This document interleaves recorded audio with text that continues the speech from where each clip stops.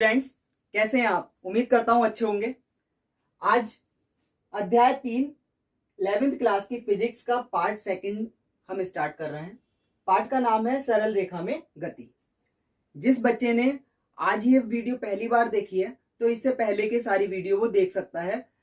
Class 11th की हमने अध्याय 1 से लेकर सारे पार्ट डाल रखे हैं, ठीक है।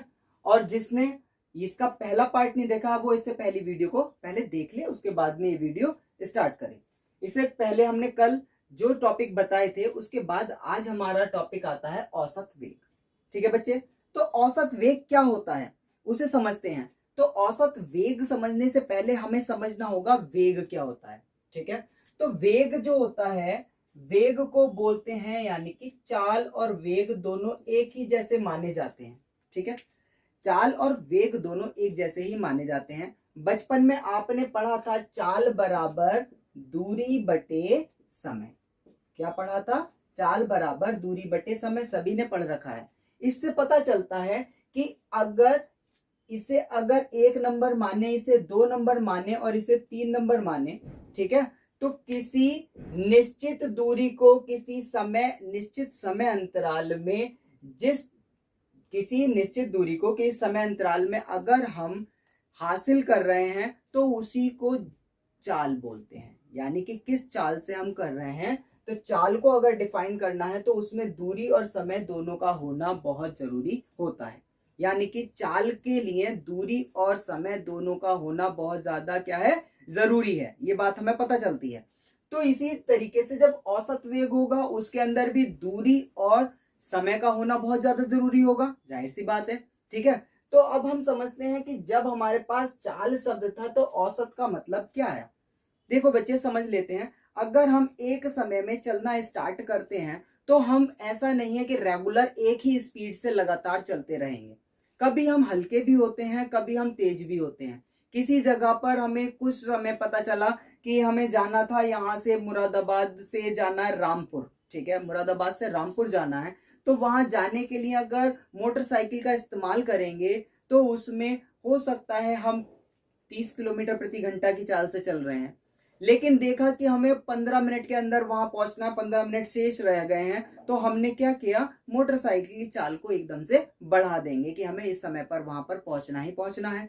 तो कहने का मतलब यह है, कहीं पर ब्रेक का इस्तेमाल करेंगे, कहीं पर एक्सीलेटर का इस्तेमाल करेंगे, तो हमारी जो चाल है वो कभी कम होगी और कभी क्या होगी, ज्यादा होगी। तो ये टोटल चाल जो निकल कर आती है वो कम और ज्यादा होती चली जाती है। लेकिन जब हम रामपुर अपने गंतव्य स्थान तक पहुंच जाएंगे तब हम अगर कैलकुलेशन करें और एक स्पीड निकालने की कोशिश करें कि हम किस स्पीड पर चल कर आए। ऐसा तो नहीं है अगर कोई बोलेगा कि तुम भैया कैसे चल कर आए, तो बोलेगा, आप बोलोगे कि भैया मैं कहीं पर 30 किलोमीटर से 30 की चाल से चल रहा था, कहीं 40, कहीं 50 की, ऐसे तो नहीं बोलोगे। तो वहां पर आप एवरेज निकालोगे। वहां क्या निकालोगे आप? एवरेज। यानी कि कभी भी एवरेज निकालने के लिए, औसत निकालने के लिए बहुत सारी चालें होती हैं।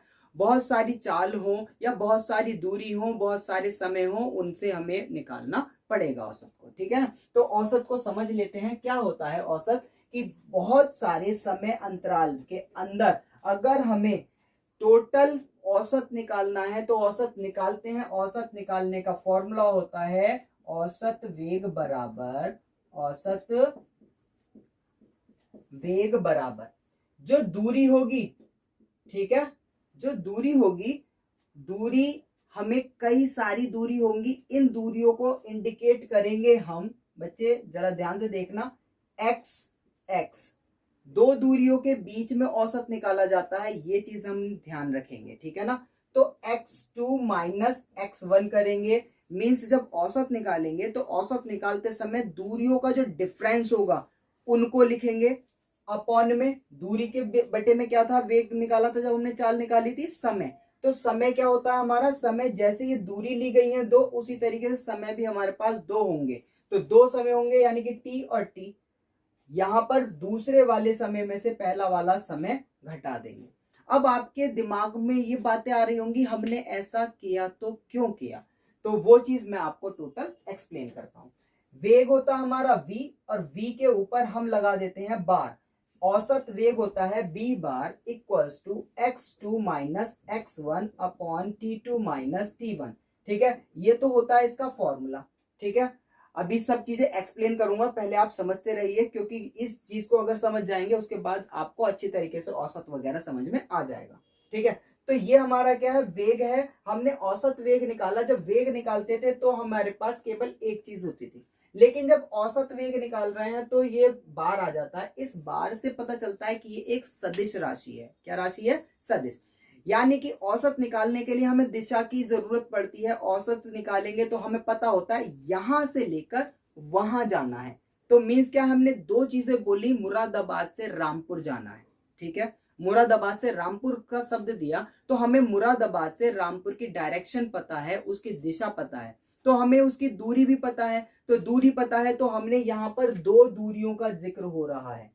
क्लियर?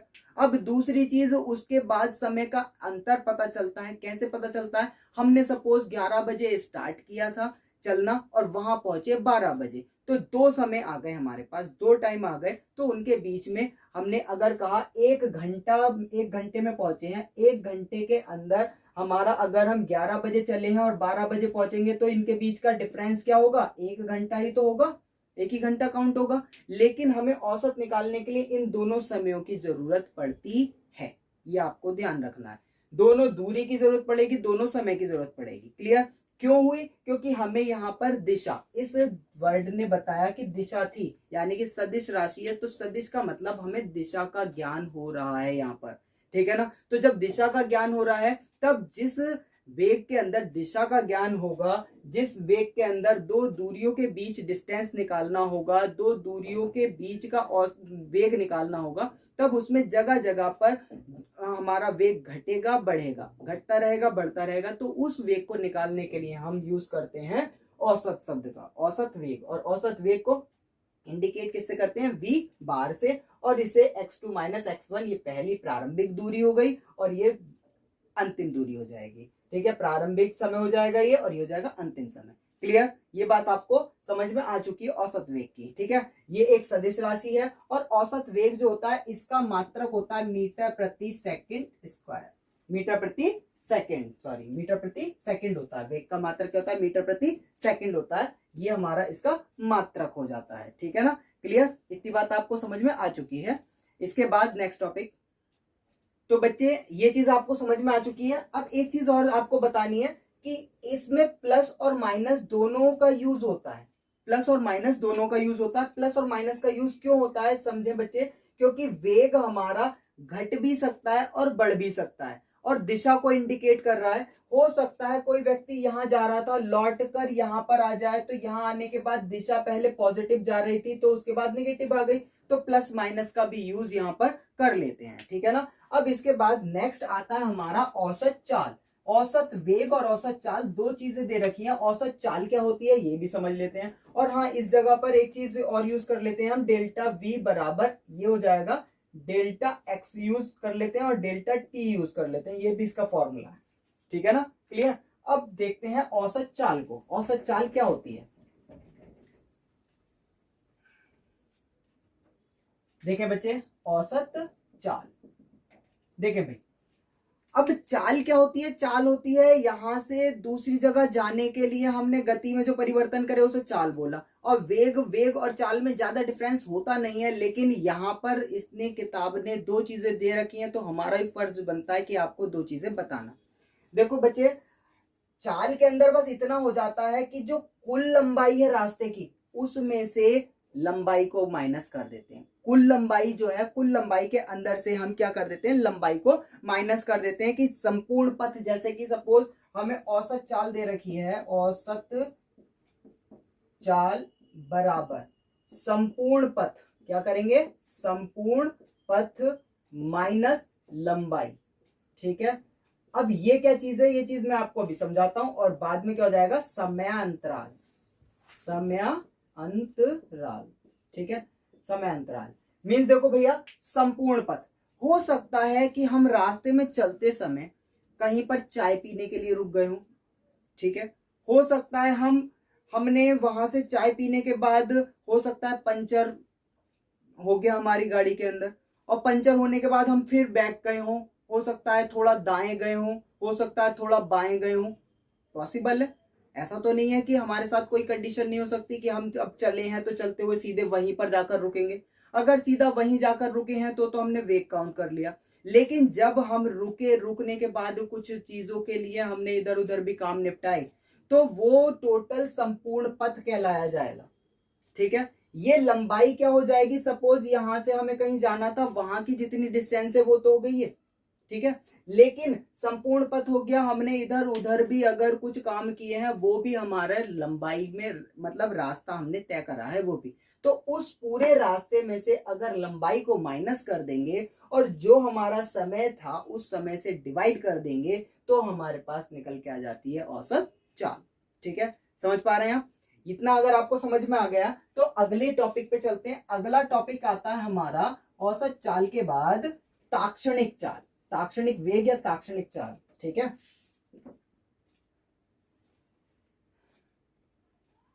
तात्क्षणिक वेग। ठीक है, ये क्या होता है भाई?